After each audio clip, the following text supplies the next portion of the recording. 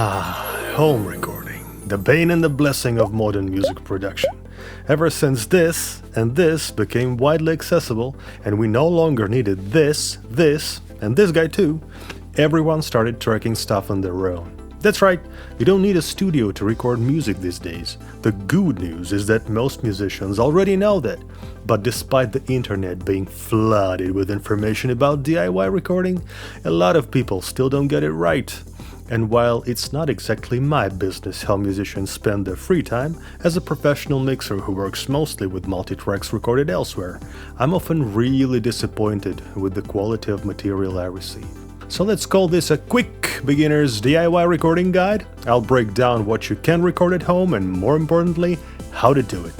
For this video, I'm assuming you already have the basic gear: a computer, headphones, an audio interface, and a microphone. Just a quick disclaimer before we begin.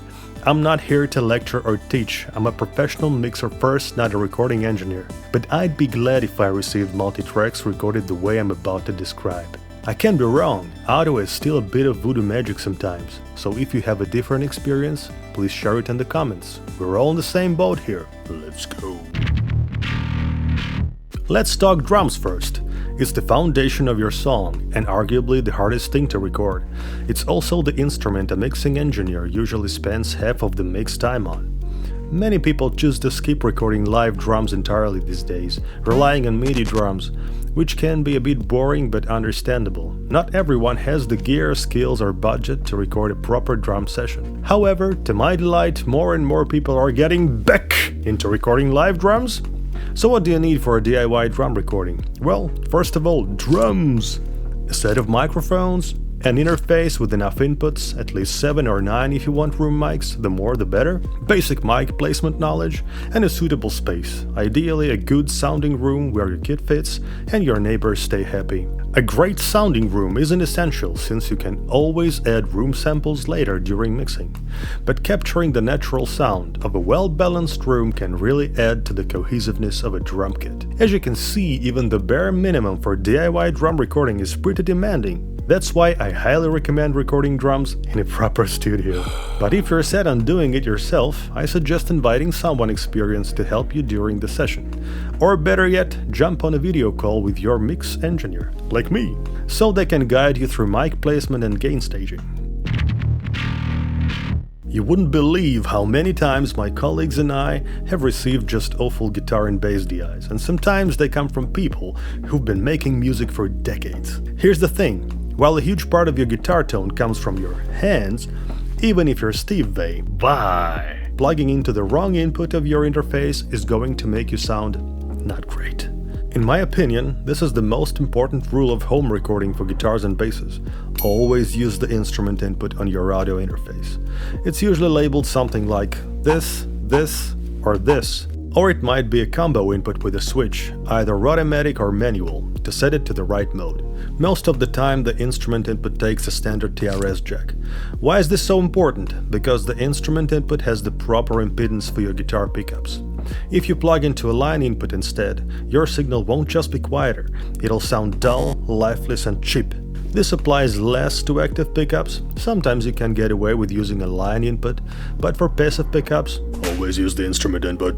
Here's a quick comparison of how a distorted guitar sounds through the instrument input versus the line input.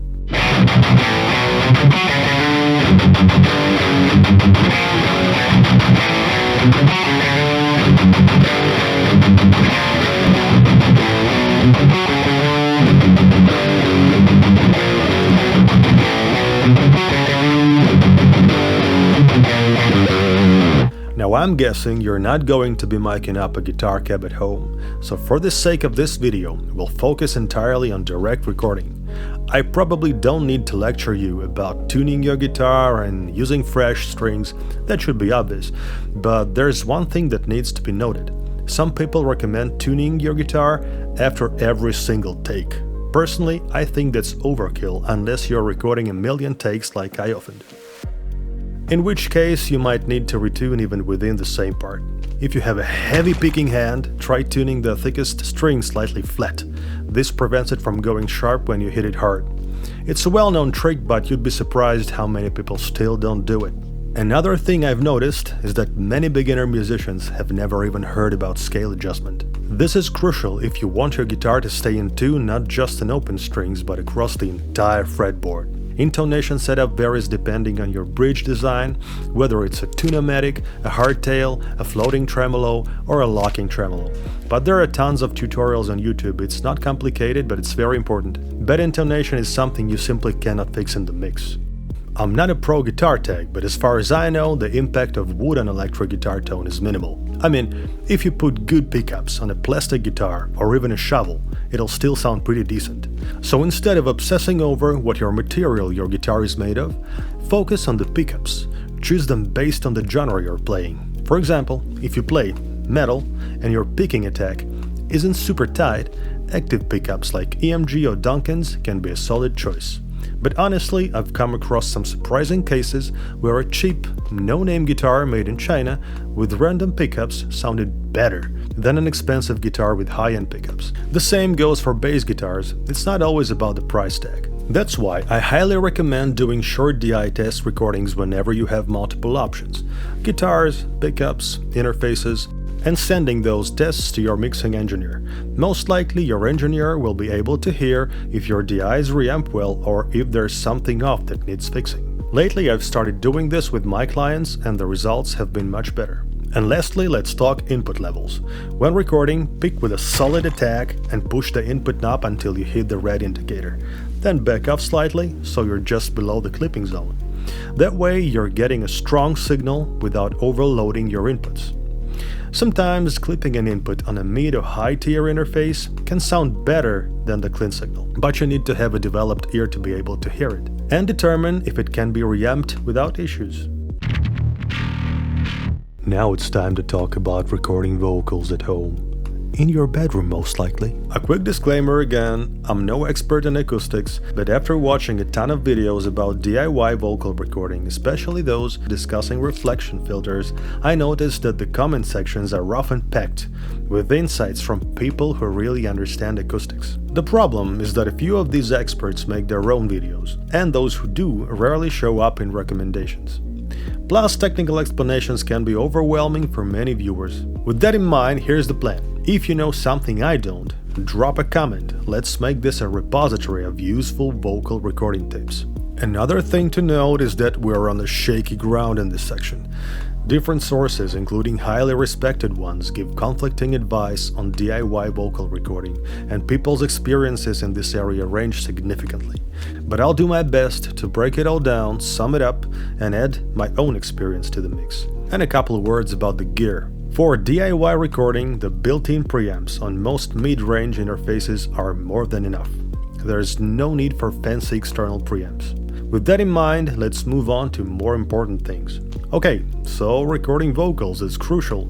Vocals can elevate an okay track and bring down a great one. Sometimes recording at home is actually better than going to a studio, especially if you struggle to loosen up in front of strangers. I'm living proof. I have recorded most of my own vocals at home for years, and the results have been solid. That being said, that probably wouldn't have happened without proper preparation.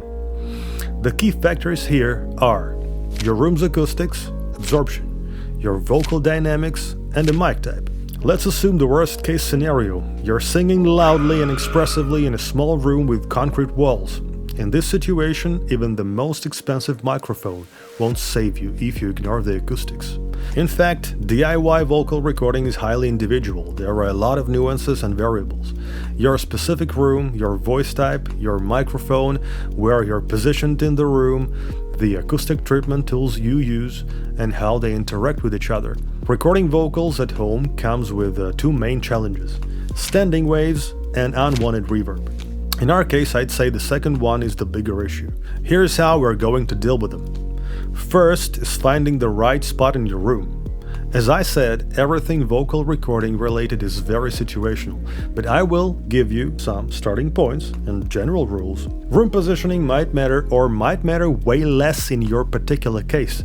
You absolutely need to test everything in your own space and experiment. Record test takes while moving to different spots and changing directions. If you can't hear a difference in the recorded sound, send the tests to your mixing engineer for feedback. All I'm saying is that this might be really important in a room without acoustic treatment. Okay, so the known bad spots include the exact center of the room and areas near windows.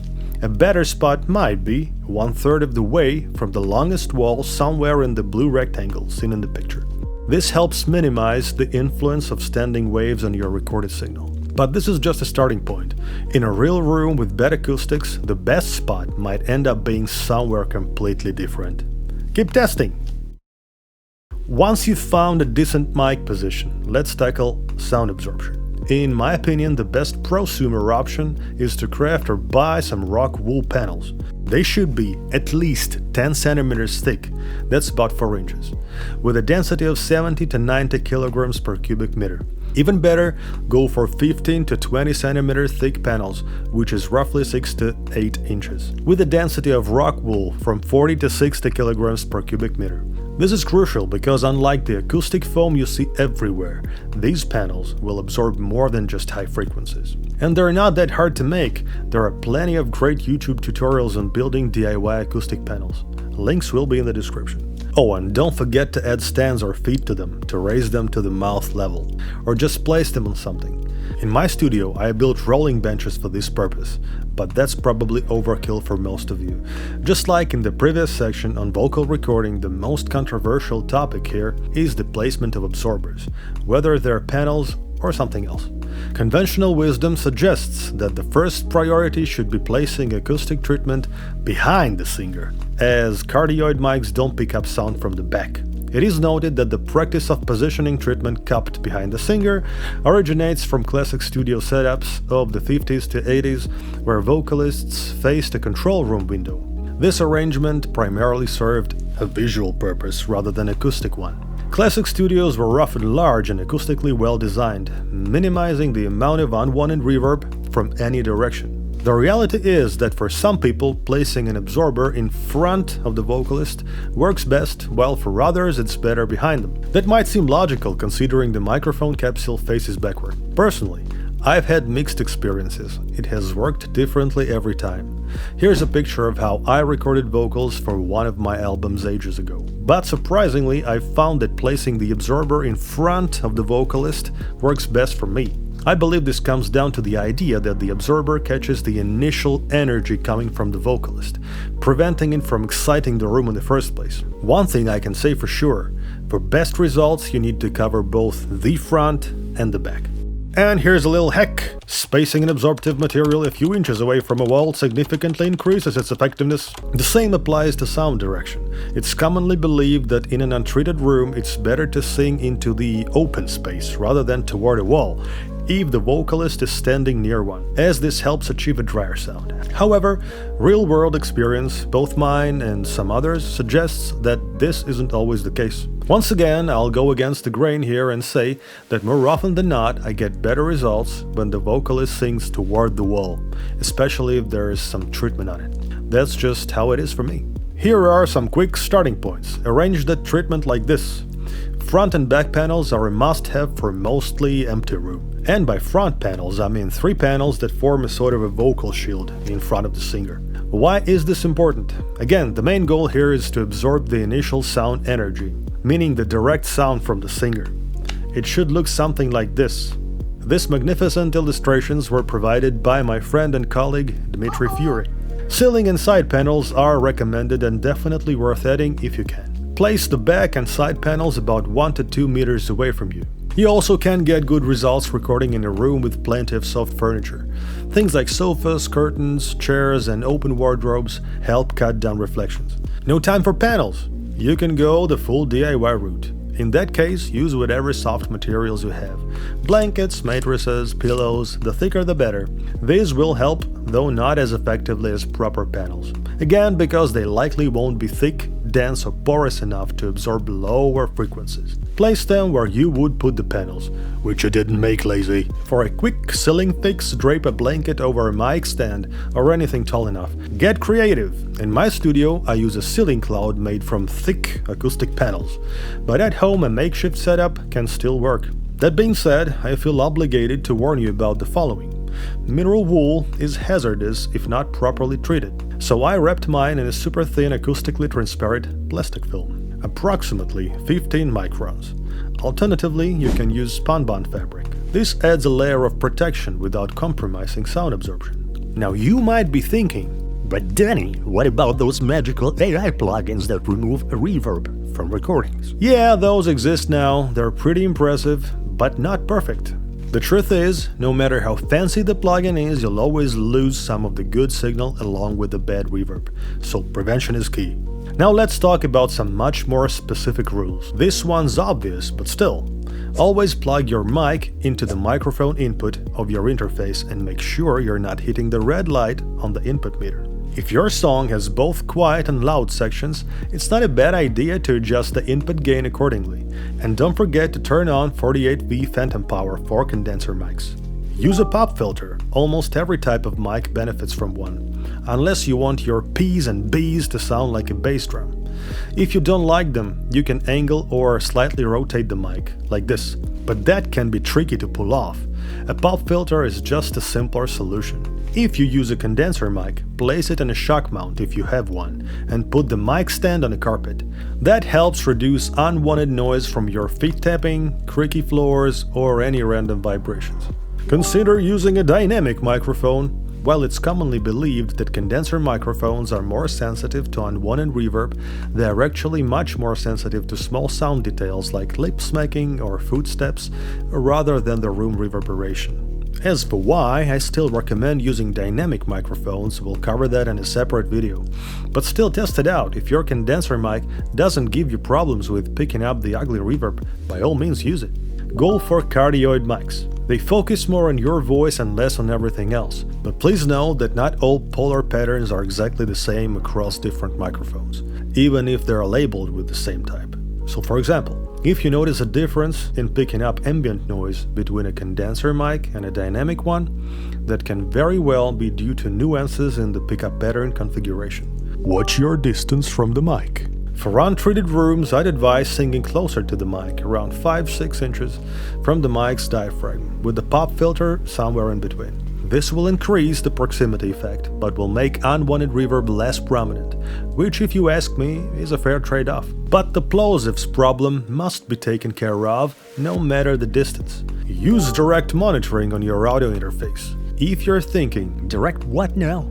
don't worry, I'll break it down in another video on DIY vocal tracking. In short, it lets you hear yourself in real time, bypassing any latency introduced by your DAW. There are some hacks to get the best of both worlds, but we'll cover that in a dedicated video on vocals. And some words about the don'ts. Stay away from windscreens, also known as vocal shields. In my opinion, they're more of a marketing gimmick than a magic bullet. They only block high frequencies, so what you get is a muddy low-mid-heavy sound and an exaggerated proximity effect. This is especially true for shields without holes in the outer layer, made of metal usually. Don't sing directly facing a parallel wall. If you sing toward a flat reflective surface, standing waves can build up. It's better to angle yourself slightly so the sound hits the surface at an angle. Vocal booths, oh boy. Rappers seem to love these things lined with foam pyramids. But here's the catch. That foam, just like vocal shields, only absorbs high frequencies. The result? A boxy, boomy recording with a muddy low mid-range. Can you fix it in a mix? Technically yes, but at the cost of losing useful frequencies in your vocals too. Avoid using commercial acoustic foam. Why? The answer is the same as in the part about vocal booths. I could also warn you about loud outside noises or your barking dog bleeding into the mic during recording, but in all my years of professional mixing, I've never actually had that happen. Synths are pretty straightforward. Unlike most other instruments, you typically record them in stereo, if you're using a stereo preset of course. That means you'll need 2 cables going into the line inputs of your audio interface. You can also record MIDI notes via USB or a 5-pin MIDI cable if both your synth and interface support that. This can be super useful if you decide to swap out your analog synth sound for a virtual instrument later on. And as always, don't clip the input and you'll be just fine. If you're recording an album, and honestly, I'm impressed if you're still doing that these days, you absolutely must keep your sound consistent. That means using the same source tones across all tracks. The hardest part here is drums. You'll need to book around 2 days for several-hour sessions to nail down a consistent drum sound. But for other instruments, it's way easier. Write down the input gain on your interface for every instrument and don't switch pickups on your guitar mid-recording. Keep everything else the same: mic positions, room setup, all of it. You wouldn't believe how many times I've been sent multi-tracks for an album, only to find the recording sound like they came from 10 different bands. Trying to create a cohesive mix from that mess is an EQ matching nightmare. This is absolutely critical for rock and metal albums, though maybe a bit less important for pop or hip-hop productions. And no matter what you're recording, please remember, record in 44.1 kHz or 48 kHz and 24-bit. This part is non-negotiable, trust me. Make sure you don't have any plugins on your master bus. If there are any that add latency, limiters usually add a lot, the signal you record is not captured correctly on the timeline. Although you'll hear it just fine with the whole song while recording, even with direct monitoring. And that's it! Give yourself a pat on the back, you've recorded your tracks in a way that won't make your mix engineer wanna cry! And remember, music is not just art, it's also sound quality.